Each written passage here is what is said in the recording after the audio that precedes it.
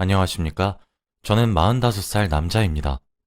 저는 정말 살면서 엄청난 후회를 했기 때문에 제 이야기를 들으시는 분들이 저와 같은 경우시라면 빨리 뉘우치고 변하시길 바라는 마음에 이렇게 글을 적게 되었습니다. 저는 저보다 2살 어린 아내와 슬아의 딸과 아들을 하나씩 두고 있어요. 사실 저는 흔히 남들에게 손가락질을 받는 폭력적인 남편이자 아빠였어요. 제 손찌검은 아들, 딸 할 것 없이 공평하게 행해졌고 어쩔 때는 아내에게도 휘두르곤 했습니다.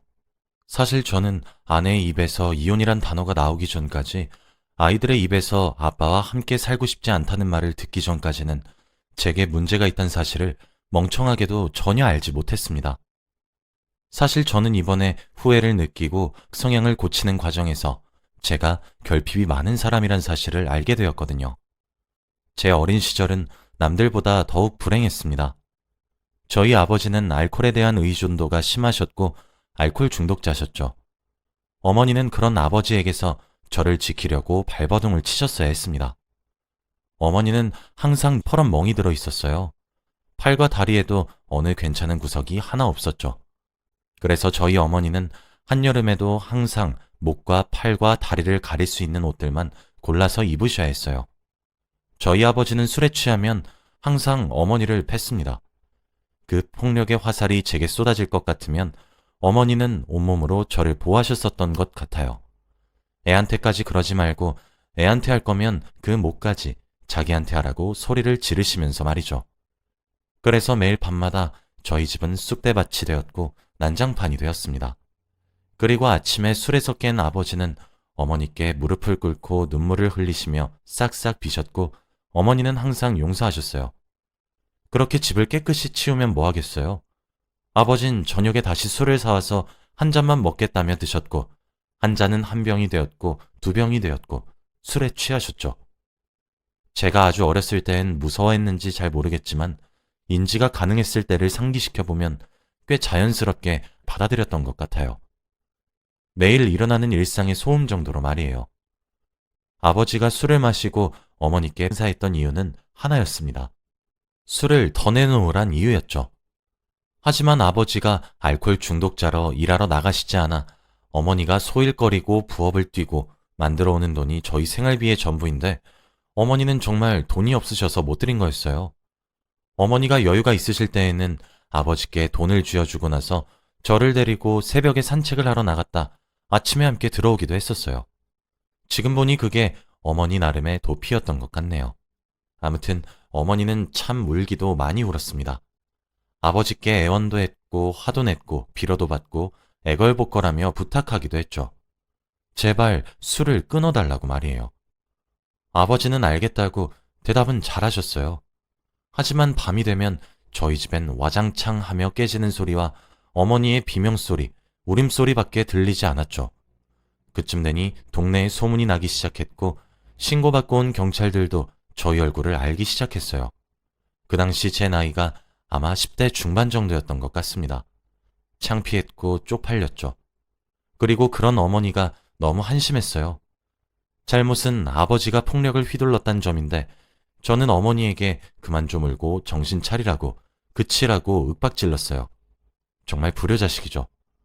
그러던 어느 날 그날도 어김없이 돌아온 아버지의 폭력에 어머니의 비명소리가 들렸습니다. 그런데 이때까지는 어머니는 아버지의 대응을 많이 하지 않으려 노력했어요. 그리고 살려달라라는 말은 입에 올리지 않았습니다. 그런데 그날따라 문 밖으로 살려주세요. 누가 신고 좀 해주세요. 살려주세요. 라며 소리를 지르더라고요. 불길한 예감에 문을 당장 열고 방 밖으로 뛰쳐나가니 바깥은 아수라장이 되어 있었고 어머니는 아버지께 살려달라고 빌고 있었습니다. 그때 무슨 생각이었는지 모르지만 본능적으로 어머니를 구해야 되겠다는 생각만 들었습니다. 그 이후로는 기억이 잘 나지 않아요. 아버지는 잠들듯 기절하셨고 저는 숨을 거칠게 쉬고 있었는데 누군가 문을 두드렸습니다. 경찰이었죠. 어머니의 구조 신호에 누군가 신고를 했던 모양이었어요. 당연히 저와 어머니는 경찰서로 향했고 아버지는 구급차를 타고 응급실로 향했습니다. 아버지는 다행히 비껴 맞았던 거라 가벼운 뇌진탕이 오셨던 거였고 술에 너무 취해 있으셔서 쓰러지듯 잠이 든 거라고 병원에서 말을 하더군요. 어머니는 누가 봐도 피해자인 몰골인데다 저는 그런 어머니를 구하려던 미성년자였고 다행히 처벌은 받지 않게 되었습니다. 일이 해결되고 아버지는 병원에 좀 더 계셔야 했기에 집에 저와 어머니 단 둘만 남았어요. 저는 어머니한테 도망가라고 했습니다. 이렇게 살지 말고 가버리라고 말이죠.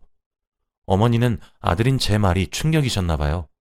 그리고 이번에 일어난 아버지의 폭행도 충격이셨던 것 같습니다. 어머니는 며칠 동안 숨죽여서 우셨어요. 어머니는 항상 우실 때 숨죽이시며 우십니다. 왜냐하면 아버지가 소리를 내면 정말 미친 듯이 때렸거든요. 아버지가 집에 없는데도 숨죽이며 우는 어머니를 보니 가슴 한가운데가 꽉 막힌 것만 같았죠. 그때까지 어머닌 고민을 많이 하셨던 것 같아요. 하루는 제 저녁을 차려주셨는데 저희 사는 형편에 맞지 않게 상다리가 부러지도록 맛있는 음식을 차려주셨고 고기까지 구워주시더라고요. 제게 웃으면서 아들, 맛있어? 라고 물으시면서요. 응, 너무 맛있어. 하며 저는 음식에만 정신이 팔려 있었고 어머니는 한술도 뜨지 않았습니다. 어머니는 아들, 엄마가 정말 많이 미안해? 하며 슬프게 웃으시며 제 뺨을 쓰다듬으셨죠. 그렇게 그날 어머니는 아버지가 퇴원하기 바로 전날 밤에 가벼운 옷까지만 챙긴 채 집을 나갔습니다. 어머니가 나를 버릴 줄도 몰랐고 심지어 그런 아버지와 저만 두고 도망갈 줄 몰랐어요. 그래서 정말 슬펐고 배신감에 치를 떨었지만 한편으론 이해가 되었고 그렇게 도망칠 수밖에 없었던 어머니가 앞으론 많이 웃고 행복하게 사시길 바랬죠. 제가 곁에서 지켜봐 왔으니 어머니의 삶이 얼마나 불행했는지 누구보다 잘 아니까요. 그러나 어머니가 집을 나가신 이후 제 삶은 더 지옥 같았습니다. 그럴 때마다 어머니가 얼마나 저를 지키기 위해 애쓰셨는지 느껴졌고 정말 보고 싶더라고요. 아버지는 퇴원 후 별 말 같지도 않은 핑계를 갖다 대며 저를 미친 듯이 시작했습니다. 이제 한여름에도 긴팔을 입어야 하는 사람은 어머니가 아닌 제가 되었어요. 하지만 그래도 저는 아들이고 몇 년 정도 지나 아버지보다 키가 더 커지고 힘도 더 세졌습니다. 한 번은 아버지가 습관적으로 제 뺨을 내리치시려 했는데 그 손을 잡고 아버지를 그대로 미시니 넘어지시더군요. 그 후로는 제게 손찌검을 하지 않으시기 시작했습니다. 참, 이게 뭐라고 그동안 아버지를 무서워했나 싶더라고요. 그래도 미우나 고우나 제 아버지다 보니 취업을 해서 돈을 벌면서도 아버지와 함께 살았습니다. 저도 사회생활을 하며 친구란 것이 뭔지 알게 되었고 동료가 무엇인지 알게 되었죠. 그러면서 지금 아내를 만나게 되었습니다. 아내는 정말 어머니처럼 수수한 사람이었어요. 꽃으로 따지면 들판에 피어있는 들꽃 같은 사람이었습니다. 제게 많은 사랑을 주었던 사람이었고 심지어 제가 처음 만난 여자가 아내였어요. 우리는 자연스럽게 사랑에 빠졌고 결혼까지 해서 아이까지 낳았죠. 그때부터 시작되었습니다. 제 폭력이요. 사실 저는 그런 아버지의 밑에서 자라서 폭력이 얼마나 나쁜 건지 잘 알고 있었습니다. 그래서 저는 아버지를 보면서 항상 다짐했어요. 아, 나는 저렇게 되지 말아야지. 나는 절대 저런 남편과 아빠가 되지 말아야겠다. 이런 다짐들을요. 그래서 저는 술을 입에도 대지 않는 사람입니다. 그런데 아이를 낳아 기르면서 아내와 점점 부딪히게 되었습니다. 서로 원하는 방식들도 달랐는데 아내에게 산후 우울증도 함께 왔었거든요.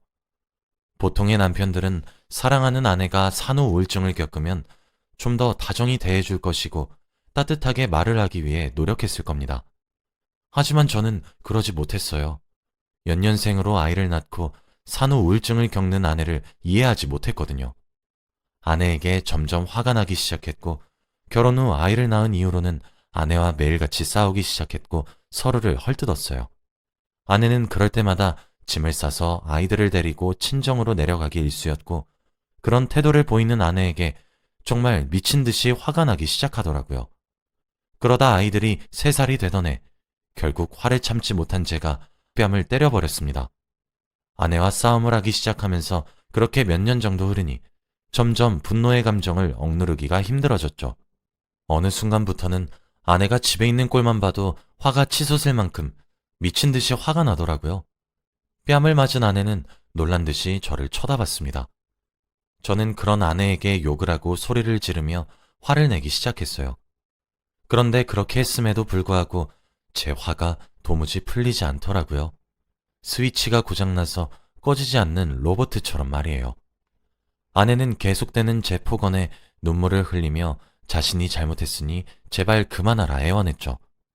저는 그 말이 나오기 전까지 계속 화를 냈고요. 막상 울고 있는 아내를 보고 있으니 정신이 번쩍 들더라고요. 아이들도 큰 소리에 놀라 울면서 제 엄마를 찾고 있었습니다. 저는 그런 제 모습에 당황해서 집을 나와 그날은 외박을 했어요. 처음엔 후회가 되었습니다. 내가 정말 미쳤나 보다 싶었죠. 그러나 한 번이 어렵지 두 번부터는 쉽다는 말이 있잖아요. 그때부터 시작되었습니다. 점점 날이 가면 갈수록 더 날카롭게 아내의 가슴을 후벼 파는 폭언들과 쌍욕을 내뱉기 시작했고 어쩔 때에는 아내에게 손을 휘둘렀어요. 아이들을 돌보면서도 아이들이 말을 조금이라도 듣지 않으면 제 손이 올라갔습니다. 그런 제 모습에 기겁해서 달려오는 아내가 제게 화를 내기 시작하면 어김없이 아내에게도 손을 올렸어요. 매일 후회했음에도 쉽게 고쳐지지 않았고 때렸다는 후회감과 죄책감에 술에도 손을 대기 시작했죠. 그러면서 아내에겐 더욱 가혹한 남편이 되어버렸습니다. 그러던 어느 날 아이들 둘 모두가 초등학교에 입학을 하고 난 뒤였어요. 첫째가 3학년이었고 둘째가 2학년이었으니까요. 아내는 아이들을 일찍 학교에 보내고 아침에 제게 이혼 서류를 한 장 내밀더군요. 협의 이혼을 하자고 말이에요. 아이들은 본인이 친정에 데려가 키우겠다고 말을 하더라고요. 저는 당연히 화가 또 미친 듯이 나기 시작했고 아내에게 손을 올리려고 했습니다. 그런데 아내가 제게 그러더군요. 나 이제 이렇게 살기 싫어. 제발 날 놓아줘. 라고 말이에요. 그렇게 말하는 아내는 저희 어머니처럼 숨죽이며 눈물을 흘리고 있었습니다.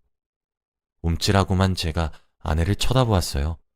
순간 아내의 얼굴에 저희 어머니의 얼굴이 스쳐 지나가더군요. 아내는 그 옛날 저희 어머니처럼 한여름에도 소매가 긴 옷과 긴 바지를 입고 있었습니다.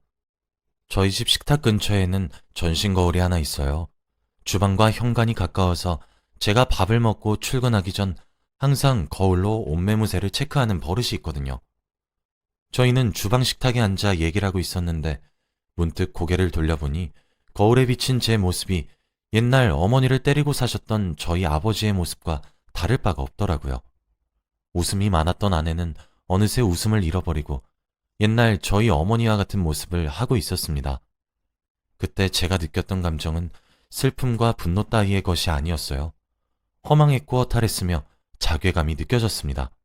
그제서야 눈 위에 씌어있던 무언가가 벗겨지는 듯한 느낌이 들더군요. 답답해서 메고 있던 넥타이를 풀기 위해 움직였는데 그 작은 움직임에 아내의 몸이 굳고 움찔거렸습니다. 그때 느꼈던 감정은 표현이 안 돼요. 아내는 지금쯤 날아오고도 남았을 폭력이 날아오지 않자 더욱 겁을 먹은 듯 했어요. 일단 퇴근 후 다시 얘기하자고 잠시 뒤로 미루었죠. 그날 무슨 정신으로 일을 했는지 모르겠어요. 퇴근 후 집으로 들어가기가 싫어지더라고요. 아내에게 잘못을 빌고 설득하려고 마음을 먹었습니다. 제발 한 번만 더 기회를 달라고 애걸복걸할 마음으로요. 과거에 제가 왜 그렇게 미친 짓을 했는지 믿기지가 않았고 어디에 씌었던 것은 아닐까 생각까지 들 정도였습니다. 집에 도착하니 분명 현관문 밖까지 울리던 딸과 아들의 웃음소리가 제가 비밀번호를 치고 현관문을 열기 시작하니 귀신같이 멈추더군요. 아내 뒤에 숨어서 들리지도 않을 목소리로 다녀왔냐 인사를 하길래 제가 뭐라고? 라고 되물었더니 빽 울더군요. 눈물을 흘리는 아이의 얼굴을 닦아주기 위해 아이의 얼굴 가까이 손을 가져다 대니 아이가 눈을 질끈 감고 숨을 참는 것을 보았습니다. 내가 이 작은 아이에게까지 커다란 공포심을 줬던 사실을 뼈저리게 깨달을 수 있었던 순간이었어요. 그 와중에 아들은 제가 자기 동생을 해치기라도 하는 사람처럼 동생을 자기 뒤에 숨기고 엄마도 자기 뒤에 숨기더라고요. 난 10살짜리 아이보다 못한 사람이었나 싶었습니다. 아내는 아이들을 방으로 보내 재우고 나왔고 저는 이야기 좀 하자고 요청했어요. 눈에 보일 정도로 뻣뻣하게 굳는 아내를 깨달은 순간 오늘 아침부터 지금까지 느꼈던 허망하고 허탈함이 물밀듯이 몰려왔고 자괴감과 미안함에 고개를 들 수가 없더라고요. 스스로 울 자격이 없다는 생각이 들어서 울지 않으려고 용을 썼는데도 제 눈물샘은 멋대로 눈물을 흘리게 했습니다. 갑자기 눈물을 흘리는 나를 보며 아내는 후다닥 뛰어와 밖에서 무슨 일이 있었냐고 왜 우냐고 걱정을 하기 시작하더라고요. 그럼에도 제가 진정을 하지 못하자 저를 안아 달래기 시작했습니다. 참, 이 나이 먹고 아이처럼 엉엉 울게 될 줄 몰랐는데 저희의 목소리가 컸는지 재운 지 얼마 되지 않은 아이들도 방문을 열고 고개를 빼꼼 내밀더군요. 그리고 우는 제게 다가와 아들은 자기가 아껴놨던 간식을, 딸은 자기가 가장 좋아하는 장난감을 건네주며 위로를 해주더군요. 저는 아내에게 말했어요. 내가 다 고치겠다고. 내가 오늘 알았다고. 그동안 내가 무슨 미친 짓을 했는지 오늘 깨달았는데 한 번만 더 기회를 주면 안 되겠냐고. 고칠 수 있다고 마지막이라고 생각하고 한 번만 더 기회를 달라고 빌었습니다. 가족을 잃는다는 생각을 하니 미칠 것만 같더라고요. 저는 부부 상담도 같이 받으러 가자고, 내가 더 노력하겠다고, 근데 방법을 모르겠다고, 아이처럼 엉엉 울고 있으니 딸도 울고 아들도 울고 아내도 울었습니다. 오밤중에 내 가족이서 엉엉 울었어요.